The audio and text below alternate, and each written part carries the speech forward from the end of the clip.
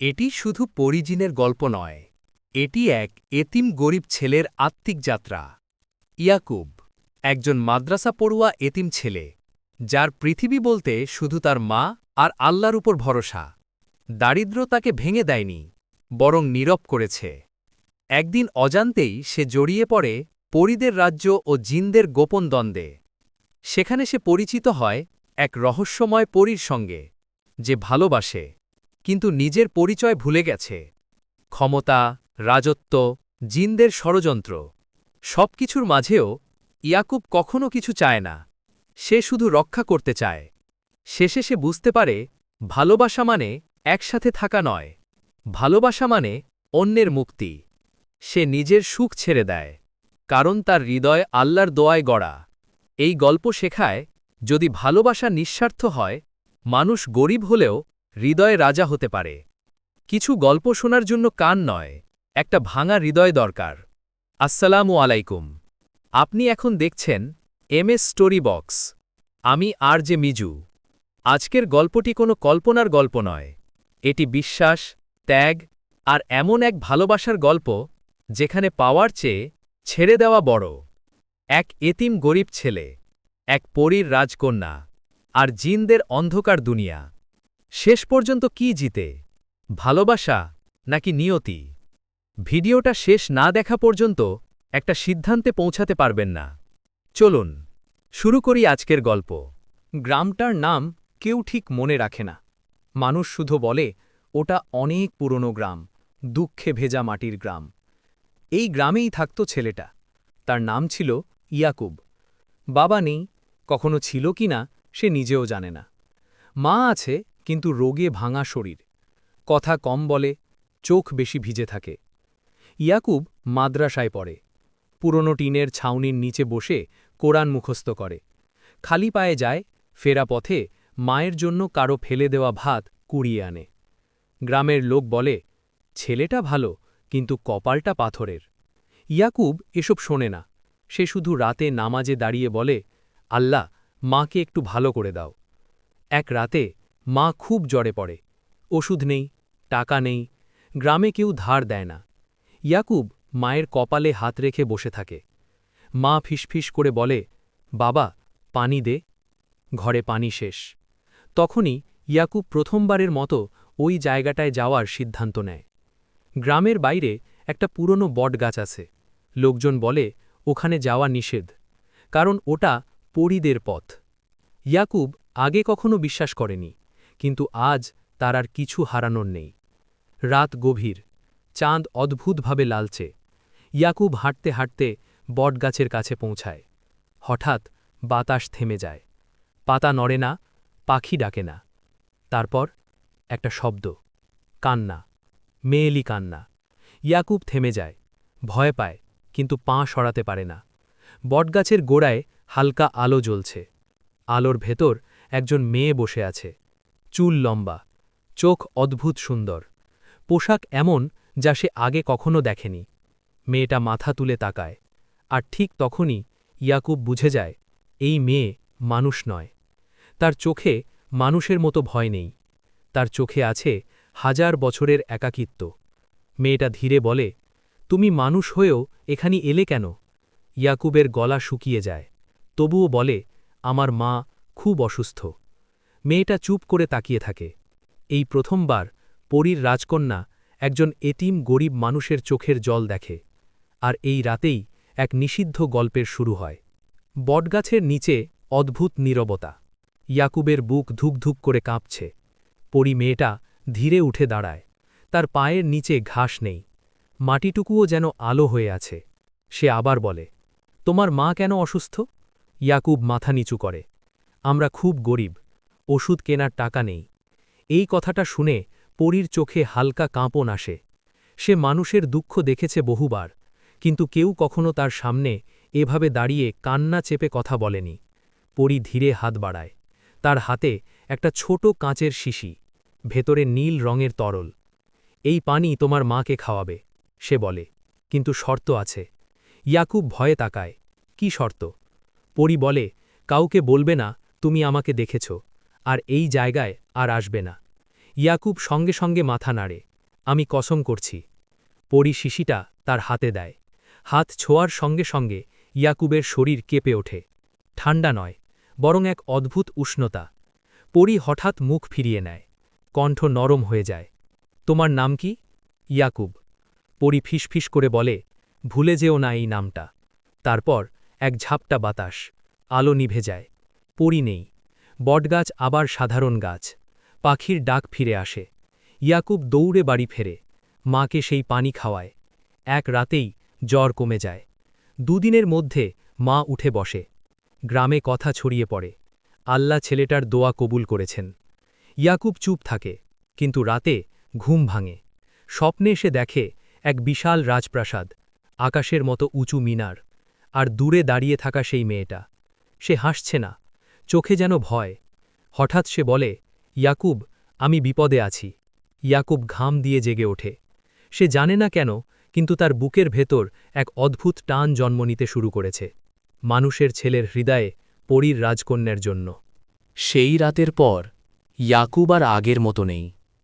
মাদ্রাসায় বসে কোরআনের আয়াত পড়ে, কিন্তু চোখের সামনে ভেসে ওঠে একটাই মুখ, পরীর মুখ। তার চোখের ভেতরের ভয় ইয়াকুব ভুলতে পারে না। রাতে নামাজ শেষে সে আল্লাহর কাছে শুধু একটাই দোয়া করে, হে আল্লাহ, যদি সে বিপদে থাকে তাকে রক্ষা করো। পরের রাতে স্বপ্ন আবার আসে, কিন্তু এবার আগের মতো শান্ত নয়। ইয়াকুব নিজেকে দেখে এক অদ্ভুত জগতে দাঁড়িয়ে আছে। আকাশ নীল নয়, রূপালি, মাটি নরম, আলোতে ভেজা। দূরে আগুন জ্বলছে, আর আগুনের সামনে হাঁটু গেড়ে বসে আছে সেই পরী। তার হাত বাঁধা, ডানা ঝুলে পড়েছে, চুল এলোমেলো। সে কাঁদছে। ইয়াকুব দৌড়ে যেতে চায়, কিন্তু পা নড়ে না। হঠাৎ চারপাশে গর্জন ওঠে। একটা কণ্ঠ, ভারী, ভয়ঙ্কর, মানুষের জন্য তুমি নিয়ম ভেঙেছ। আর একটা কণ্ঠ বলে, শাস্তি দিতে হবে। পরী চিৎকার করে ওঠে, আমি শুধু তাকে সাহায্য করেছি। ঠিক তখনই পরীর চোখ ঘুরে ইয়াকুবের দিকে পড়ে। সে ফিসফিস করে বলে, ইয়াকুব, আমাকে ভুলে যেও না। একটা বজ্রপাত। ইয়াকুব চমকে জেগে ওঠে। ঘর অন্ধকার, মা ঘুমাচ্ছে, কিন্তু ইয়াকুবের বুকের ভেতর আগুন জ্বলছে। সে বুঝে যায় ওটা শুধু স্বপ্ন নয়। পরের দিন মাদ্রাসার এক বুড়ো হুজুর হঠাৎ তাকে ডাকেন। হুজুরের চোখ খুব গভীর। তিনি ধীরে বলেন, বাবা, তুমি কি রাতে অদ্ভুত স্বপ্ন দেখছ? ইয়াকুব চমকে যায়। হুজুর, আপনি জানলেন কি করে? হুজুর দীর্ঘশ্বাস ফেলেন। যে মানুষ আর পরীর মাঝখানে নিয়তির সুতো জড়ায়, তার স্বপ্ন গোপন থাকে না। ইয়াকুবের হাত কাঁপতে থাকে। হুজুর বলেন, শোনো, পরীর জগৎ আর জিনের দুনিয়া মানুষের জন্য নিরাপদ নয়, কিন্তু একবার যদি হৃদয় জড়িয়ে যায়, ফিরে আসা খুব কঠিন। ইয়াকুব মাথা নিচু করে বলে, হুজুর, আমি তাকে বাঁচাতে চাই। হুজুর তাকিয়ে থাকেন অনেকক্ষণ। তারপর বলেন, তাহলে তোমাকে এমন পথে হাঁটতে হবে যেখানে মৃত্যু আগে আসে। এই কথার পর ইয়াকুব আর আগের মানুষ থাকে না। তার ভেতরে জন্ম নেয় এক অদম্য সিদ্ধান্ত। সে একা হলেও পরীর ডাকে সাড়া দেবে। হুজুর সেদিন আর বেশি কিছু বলেননি, শুধু ইয়াকুবের হাতে একটা পুরনো কাগজ তুলে দিয়েছিলেন। কাগজে কোনো লেখা নেই, শুধু একপাশে আঁকা একটা বৃত্ত, তার ভেতরে 3টে চিহ্ন। হুজুর বলেন, রাতের শেষ প্রহরে যখন আজানের আগের নীরবতা নামে, এই চিহ্নটা মনে করবে। ইয়াকুব জিজ্ঞেস করতে চেয়েছিল, কি হবে, কি দেখবে, কিন্তু হুজুর তখন চোখ বন্ধ করে ফেলেছেন। সেই রাত গ্রাম ঘুমিয়ে, কুকুরও ডাকে না। ইয়াকুব ধীরে ঘর থেকে বের হয়। মাকে দেখে যায়, শান্তিতে ঘুমাচ্ছে। তারপর সে আবার যায় বটগাছের দিকে। আজ গাছটা আলাদা। পাতাগুলো যেন তাকে লক্ষ্য করছে। ইয়াকুব চোখ বন্ধ করে কাগজের চিহ্নটা মনে করে। হঠাৎ বাতাস ঘন হয়ে আসে, মাটি কাঁপে। বটগাছের গোড়ায় একটা ফাটল তৈরি হয়। ফাটলের ভেতর আলো নয়, অন্ধকার। কিন্তু সেই অন্ধকার ডাকে। ইয়াকুব এক মুহূর্তও দেরি করে না। সে পা বাড়ায়। মুহূর্তের মধ্যেই গ্রাম, গাছ, আকাশ সব হারিয়ে যায়। সে পড়ছে, কিন্তু পড়ছে না। চারপাশে ফিসফিস শব্দ, অদ্ভুত ভাষা, জিনদের ভাষা। হঠাৎ সে মাটিতে আছড়ে পড়ে। চোখ খুলে দেখে এক ভিন্ন দুনিয়া। আকাশ কালো, তারার মতো লাল আগুন জ্বলছে। দূরে বিশাল দরজা, দরজার উপর খোদাই করা অচেনা চিহ্ন। হঠাৎ তার সামনে তিনটে অবয়ব ভেসে ওঠে। মানুষ নয়, পরীও নয়। চোখ লাল, দাঁত ধারালো। একজন গর্জন ওঠে, মানুষ, তুমি জিনের দুনিয়ায় ঢুকেছ কেন? ইয়াকুব বুক শক্ত করে বলে, আমি কাউকে খুঁজতে এসেছি। আরেকজন হেসে বলে, মানুষ প্রেম খুঁজতে এসে এখানেই কবর পায়। ঠিক তখনই দূর থেকে ভেসে আসে একটা পরিচিত কণ্ঠ, তাকে ছেড়ে দাও। ইয়াকুব তাকিয়ে দেখে, আলোয় ঘেরা সেই পরী, কিন্তু তার চোখে আজ আর আগের শান্তি নেই। আলোয় ঘেরা পরীটা ধীরে সামনে এগিয়ে আসে। তার ডানাগুলো ঝুলে আছে, আগের মতো উজ্জ্বল নয়। তবু তাকে দেখেই ইয়াকুবের বুক হালকা হয়ে যায়। জিনদের একজন গর্জে ওঠে, রাজকন্যা, তুমি আবার মানুষের পক্ষে কথা বলছ? পরী শক্ত গলায় বলে, এই মানুষটা আমার কারণে এখানে এসেছে, তার দায় আমার। চারপাশে চাপা হাসি। অন্ধকারের ভেতর থেকে আরেক জিন এগিয়ে আসে। সে বয়স্ক, চোখে 1000 বছরের ক্লান্তি। সে বলে, মানুষের প্রতি মায়া দেখানোই তোমার অপরাধ। ইয়াকুব চিৎকার করে বলে, ওকে শাস্তি দেবেন না, আমি নিজে এসেছি। পরী তাকিয়ে ফিসফিস করে, তুমি আসতে পারতে না, এই দুনিয়া তোমার জন্য নয়। বুড়ো জিন ধীরে বলে, মানুষ, তুমি কি জানো পরীর রাজকন্যা হয়ে সে কি হারিয়েছে? ইয়াকুব মাথা নাড়ে। সে রাজসিংহাসনের উত্তরাধিকারী, কিন্তু মানুষের প্রতি দয়া দেখিয়ে সে নিয়ম ভেঙেছে। পরী চোখ বন্ধ করে। এক ফোঁটা আলো ঝরে পড়ে। কান্না। বুড়ো জিন ঘোষণা করে, শাস্তি হবে, তাকে রাজপ্রাসাদ থেকে তাড়ানো হবে, ডানা ছেটে নেওয়া হবে। ইয়াকুব আর থাকতে পারে না। সে সামনে এগিয়ে যায়। তার বদলে আমাকে শাস্তি দিন, সে বলে। সবাই থমকে যায়। বুড়ো জিনের চোখ চিকচিক করে। মানুষ, তুমি জানো তুমি কি চাইছ? ইয়াকুব বলে, আমি জানি শুধু এটুকু, সে আমাকে বাঁচিয়েছে, এবার আমার পালা। পরী চিৎকার করে ওঠে, না, তুমি মানুষ, তুমি টিকবে না। বুড়ো জিন ধীরে হেসে বলে, ঠিক আছে, 3 রাত 3 পরীক্ষা। মানুষ যদি বেঁচে থাকে, পরী মুক্তি পাবে। আকাশ কেঁপে ওঠে। ইয়াকুব এক মুহূর্তও দেরি করে না। সে বলে, আমি রাজি। পরী তার দিকে তাকিয়ে ফিসফিস করে, তুমি যদি মরে যাও? ইয়াকুব মৃদু হাসে, তবু তোমার কান্না থামবে। প্রথম পরীক্ষার দরজা ধীরে ধীরে খুলে যায়। ভেতর থেকে আগুনের গন্ধ আসে। দরজাটা খুলতেই আগুনের তাপ মুখে এসে লাগে। ইয়াকুবের চোখ জ্বালা করে। শ্বাস নিতে কষ্ট হয়। ভেতরে ঢুকতেই দরজাটা ধপ করে বন্ধ হয়ে যায়। চারপাশে আগুন। মাটি লাল, গলছে। হঠাৎ আগুনের ভেতর একটা অবয়ব তৈরি হয়, মানুষের মতো, কিন্তু চোখ নেই। কণ্ঠ শোনা যায়, মানুষ, এখান থেকে বেরোতে হলে নিজের সবচেয়ে বড় ভয়টা বলো। ইয়াকুবের বুক ধকধক করে। সে ভেবেছিল তার ভয় মৃত্যু, কিন্তু না, তার ভয় তার মাকে একা ফেলে যাওয়া। তার ভেতর থেকে কণ্ঠ বেরিয়ে আসে, আমি ভয় পাই আমার মাকে হারাতে। আগুন থেমে যায়। অবয়ব আবার বলে, ভয় বলেছ, এখন সহ্য করো। হঠাৎ আগুনের ভেতর মায়ের ছবি ভেসে ওঠে। মা কাঁদছে, খালি ঘরে বসে। ইয়াকুব, কোথায় গেলি? মায়ের কান্না। ইয়াকুব চিৎকার করে ওঠে, এটা সত্যি না। কিন্তু আগুন বলে, ভয় মানে কল্পনা নয়, ভয় মানে যন্ত্রণা। ইয়াকুব চোখ বন্ধ করে আস্তে বলে, হে আল্লাহ, আমার মাকে তুমি রক্ষা করো, আমাকে যা দাও আমি মেনে নেব। ঠিক তখন আগুন নিভে যায়, দরজা খুলে যায়, ইয়াকুব হাঁটু গেড়ে পড়ে যায়।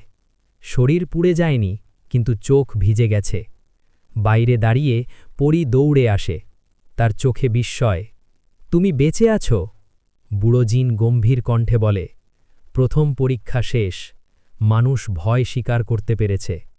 পরী ধীরে বলে, আর 2টা বাকি। বুড়ো জিনের চোখ অন্ধকার হয়ে ওঠে। পরেরটা আগুনের চেয়েও ভয়ঙ্কর। দূরে দ্বিতীয় দরজাটা নড়ে ওঠে, ভেতর থেকে কান্নার শব্দ আসে। দ্বিতীয় দরজাটা খুলতেই একটা ঠান্ডা বাতাস বয়ে যায়। এটা আগুনের মতো নয়, এটা হাড়ে ঢুকে যায়। ভেতরে ঢুকেই ইয়াকুব বুঝতে পারে এই ঘরটা শব্দে তৈরি। চারপাশে কান্না, শিশুর কান্না, নারীর হাহাকার, পুরুষের চাপা আর্তনাদ। কোনো মুখ নেই, কিন্তু যন্ত্রণা আছে। হঠাৎ মেঝেতে কিছু নড়ে ওঠে। ইয়াকুব তাকিয়ে দেখে নিজেরই মতো এক ছেলেকে, কাপড় ছেঁড়া, চোখে ভয়। ছেলেটা কাঁপা গলায় বলে, আমাকে বাঁচাও। ইয়াকুব এগিয়ে যেতে চায়। ঠিক তখন ঘরের ভেতর কণ্ঠ ভেসে ওঠে, মানুষ, এই ঘরটা মায়ার। যাকে বাঁচাতে যাবে সে তুমি নিজেই। চারপাশ বদলে যায়। ইয়াকুব এখন দেখে নিজেকে ছোট বয়সে, বাবার কবরের পাশে দাঁড়িয়ে। মা হাত ধরে আছে। মা বলছে, আমরা গরিব, কিন্তু আল্লাহ আছেন। ছোট ইয়াকুব কাঁদছে, আমি কিছুই পারি না। এই কান্নাই ঘরের দেয়াল। ইয়াকুব হাঁটু গেড়ে বসে পড়ে, চোখ ভিজে যায়। আমি দুর্বল ছিলাম, সে বলে, কিন্তু আমি পালাইনি। ঘরের কণ্ঠ জিজ্ঞেস করে, তুমি কি নিজেকে ক্ষমা করো? ইয়াকুব দীর্ঘ নিঃশ্বাস ফেলে, আমি আজও শিখছি, কিন্তু হ্যাঁ, আমি নিজেকে ক্ষমা করি। কান্না ধীরে ধীরে থেমে যায়। ছোট ইয়াকুবের ছায়া আলোয় মিশে যায়। দরজা খুলে যায়। বাইরে দাঁড়িয়ে পরীর চোখে জল। এই ঘর থেকে কেউ ফিরে আসে না, সে ফিসফিস করে বলে। বুড়ো জিন মাথা নাড়ে। দ্বিতীয় পরীক্ষা শেষ, মানুষ নিজের অতীতকে ছেড়ে দিতে পেরেছে। ইয়াকুব কাপা কণ্ঠে বলে, শেষটা কবে? বুড়ো জিন আকাশের দিকে তাকায়। শেষ পরীক্ষা রাতে হয়, যেখানে ভালোবাসা শাস্তি হয়ে দাঁড়ায়। দূরে তৃতীয় দরজার উপরে লাল আলো জ্বলে ওঠে। পরী ফিসফিস করে বলে, ওটা হৃদয়ের দরজা। তৃতীয় দরজাটা ধীরে খুলে যায়। কোনো আগুন নেই, কোনো কান্নাও নেই, শুধু নীরবতা। ইয়াকুব পা রাখতেই বুঝতে পারে এই নীরবতা সবচেয়ে ভারী। ঘরটা বড় নয়, চারদিকে সাদা আলো, মাঝখানে একটা আয়না। বুড়ো জিনের কণ্ঠ শোনা যায়, মানুষ, এই দরজায় কোনো দানব নেই, এখানে শুধু সত্য। ইয়াকুব আয়নার দিকে তাকায়। সে নিজেকে দেখে, কিন্তু বর্তমান নয়। সে দেখে ভবিষ্যৎ। সে ধনী, পরীর রাজ্যে সম্মানিত। মানুষ আর জিন সবাই তাকে সম্মান করে। তার পাশে দাঁড়িয়ে পরীর রাজকন্যা। কিন্তু পরীর ডানা নেই, তার চোখ নিভে গেছে। হঠাৎ আয়নার ভেতর পরী কথা বলে, এইটাই সেই জীবন যেটা তুমি চাও? ইয়াকুব গলায় কাঁপন নিয়ে বলে, আমি শুধু তোমাকে বাঁচাতে চেয়েছিলাম। পরী মৃদু হাসে, কিন্তু আমাকে ভালোবাসলে আমাকে হারিয়েই পেতে হবে। আয়না বদলে যায়। এবার ইয়াকুব দেখে সে গরিব, গ্রামে ফিরে গেছে। মা বেঁচে আছে, সে মাদ্রাসায় পড়ায়। কিন্তু প্রতি রাতে আকাশের দিকে তাকিয়ে কাঁদে, কারণ পরী নেই। বুড়ো জিনের কণ্ঠ আবার শোনা যায়, মানুষ, ভালোবাসা মানে সবসময় একসাথে থাকা নয়, কখনো কখনো ছেড়ে দেওয়া। ইয়াকুব চোখ বন্ধ করে ফেলে, তার বুক ফেটে যায়। সে ধীরে বলে, যদি আমাকে বেছে নিতে হয়, আমি চাই সে মুক্ত থাকুক, আমাকে ভুলে গেলেও। ঘর কেঁপে ওঠে, আয়না ভেঙে যায়, আলো নিভে যায়। হঠাৎ ইয়াকুব অনুভব করে কেউ তার হাত ধরেছে। চোখ খুলে দেখে পরী সামনে দাঁড়িয়ে, তার ডানা আবার আলো ছড়াচ্ছে। পরী কাঁপা গলায় বলে, তুমি আমাকে ছেড়ে দিতে পারলে বলেই আমি তোমার হয়ে থাকতে পারি। বুড়ো জিন ধীরে সামনে আসে। 3 পরীক্ষা শেষ, সে বলে, মানুষ ভালোবাসাকে বোঝে, আকাশে বজ্রপাত হয়, কিন্তু তখনই এক অচেনা শক্তির আগমন ঘটে, দূর থেকে গর্জন শোনা যায়। এই সিদ্ধান্ত আমি মানি না। পরী ফিসফিস করে বলে, সে এসে গেছে, জিনদের রাজা। আকাশ হঠাৎ অন্ধকার হয়ে যায়। বজ্রের শব্দে পরীর রাজ্যের আলো কেঁপে ওঠে। দূরে ধোঁয়ার মতো কিছু জমতে থাকে। ধীরে ধীরে এক বিশাল অবয়ব স্পষ্ট হয়। চোখ দুটি আগুনের মতো জ্বলছে, কণ্ঠ গভীর, মাটির ভেতর থেকে উঠে আসছে যেন। আমি জিনদের রাজা, সে বলে। এই মানুষের ভাগ্য আমার হাতে। পরী কাপা গলায় বলে, সে ৩টি পরীক্ষায় উত্তীর্ণ হয়েছে। রাজা হেসে ওঠে।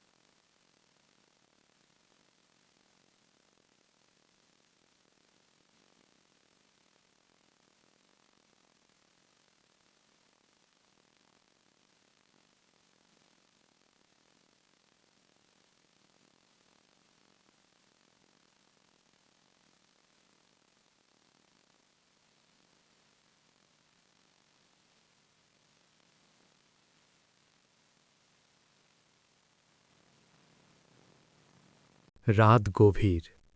ইয়াকুব মসজিদের উঠোনে একা বসে। তার হাতে কোরআন। চোখ পাতায় ঘুম নেই। হঠাৎ হাওয়ার দিক বদলে যায়। চারপাশ ঠান্ডা হয়ে আসে। সে অনুভব করে এটা সাধারণ রাত না। মাটিতে হালকা কম্পন। দূর থেকে ফিসফিস। মানুষ। সীমানা ভেঙে যাচ্ছে। ইয়াকুব উঠে দাঁড়ায়। কে? আলো জমে ওঠে। বুড়ো জিন সামনে আসে। তার মুখে উদ্বেগ। তুমি স্মৃতি রেখে গেছ, সে বলে।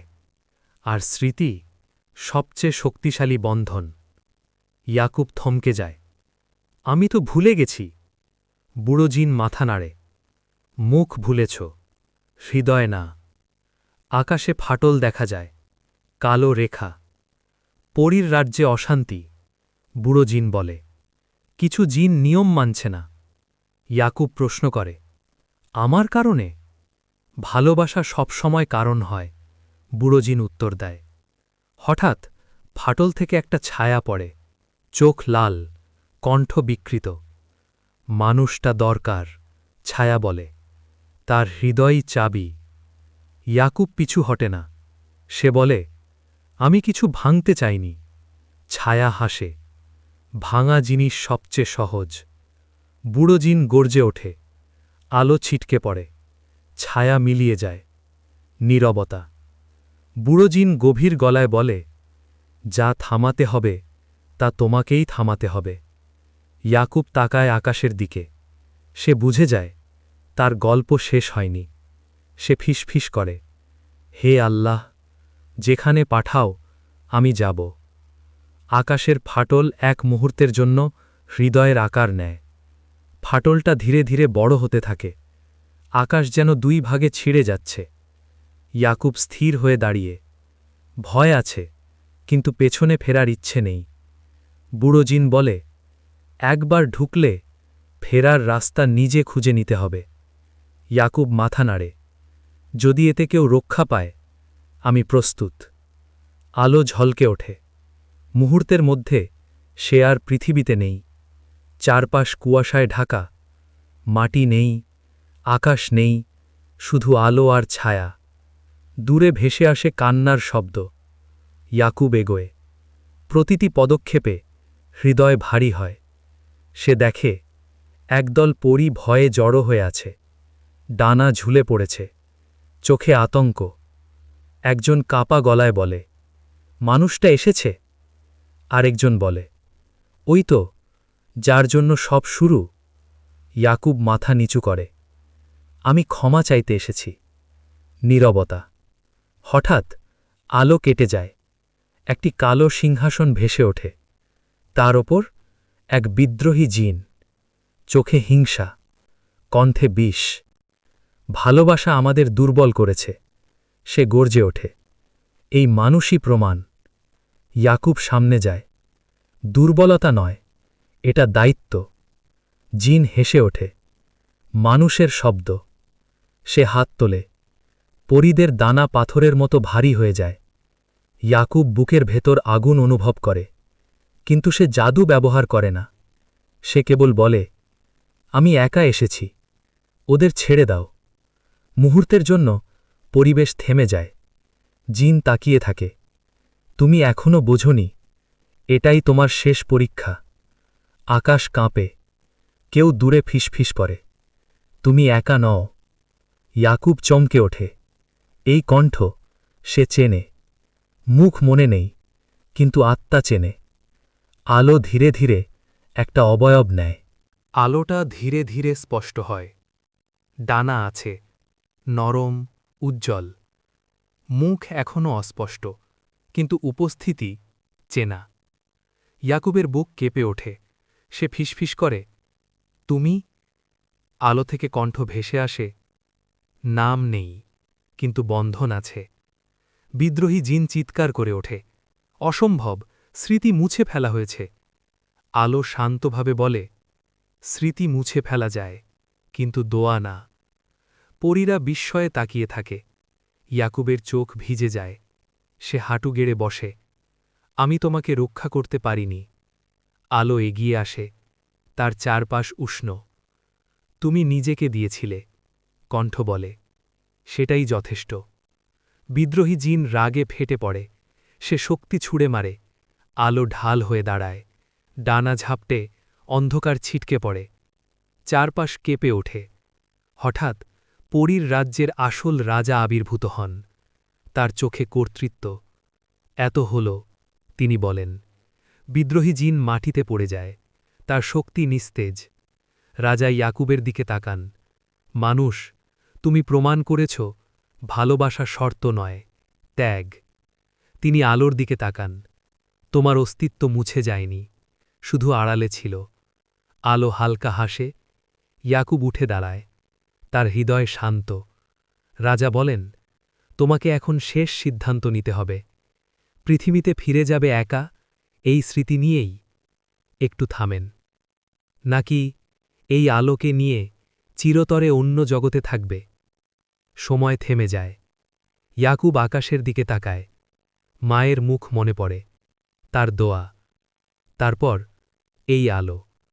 সে গভীর শ্বাস নেয়। নীরবতা। সময় যেন শ্বাস নিচ্ছে। ইয়াকুব ধীরে কথা বলে, আমি কারো জগৎ চুরি করতে চাই না। আলো তার দিকে তাকিয়ে থাকে। কোনো অভিযোগ নেই, কোনো জোর নেই, শুধু বোঝাপড়া। ইয়াকুব বলে, আমার মা আমাকে শিখিয়েছে, ভালোবাসা মানে ধরে রাখা নয়, সঠিক জায়গায় ছেড়ে দেওয়া। আলো হালকা কাঁপে, ডানা নড়ে। তুমি আমাকে মুক্ত করেছ, কণ্ঠ বলে। এটাই সবচেয়ে বড় ভালোবাসা। পরীর রাজা মাথা নত করেন। পরীরা নীরবে সম্মান জানায়। আকাশের ফাটল ধীরে ধীরে বন্ধ হয়ে যায়। ইয়াকুবের শরীর হালকা হয়ে আসে। শেষবারের মতো আলো এগিয়ে আসে। তার কপালে এক ফোঁটা উষ্ণ আলো ছুঁয়ে যায়। যখন দোয়া করবে, কণ্ঠ ফিসফিস করে, আমি শুনব। সব মিলিয়ে যায়। ইয়াকুব জেগে ওঠে মসজিদের উঠোনে। ফজরের আজান। চারপাশ স্বাভাবিক, কিন্তু বুকের ভেতর এক অদ্ভুত শান্তি। সে উঠে দাঁড়ায়, হাসে। তার জীবন আগের মতোই, গরিব, সহজ। কিন্তু এখন সে জানে, কিছু ভালোবাসা পাওয়ার জন্য না, মানুষ বানানোর জন্য আসে। ইয়াকুব আকাশের দিকে তাকিয়ে একবার ফিসফিস করে, আলহামদুলিল্লাহ। হালকা হাওয়া বয়ে যায়। মনে হয় ডানা নড়ার শব্দ। গল্পটা এখানেই শেষ, কিন্তু প্রশ্নটা রয়ে যায়, আমরা কি সত্যি ভালোবাসতে জানি, নাকি শুধু পেতে চাই? ইয়াকুব আমাদের শেখায়, সব প্রেম জয় দিয়ে শেষ হয় না, কিছু প্রেম মানুষ বানিয়ে ছেড়ে যায়। আপনি যদি এই গল্পে নিজের একটু ছায়া খুঁজে পান, তাহলে ভিডিওটি লাইক করুন, সাবস্ক্রাইব করুন MS স্টোরি বক্স, আর শেয়ার করুন কারো সাথে যার এই গল্পটা শোনা দরকার। আমি RJ মিসু, আবার দেখা হবে আরেকটি সত্য গল্প নিয়ে। ততদিন আল্লাহ হাফেজ।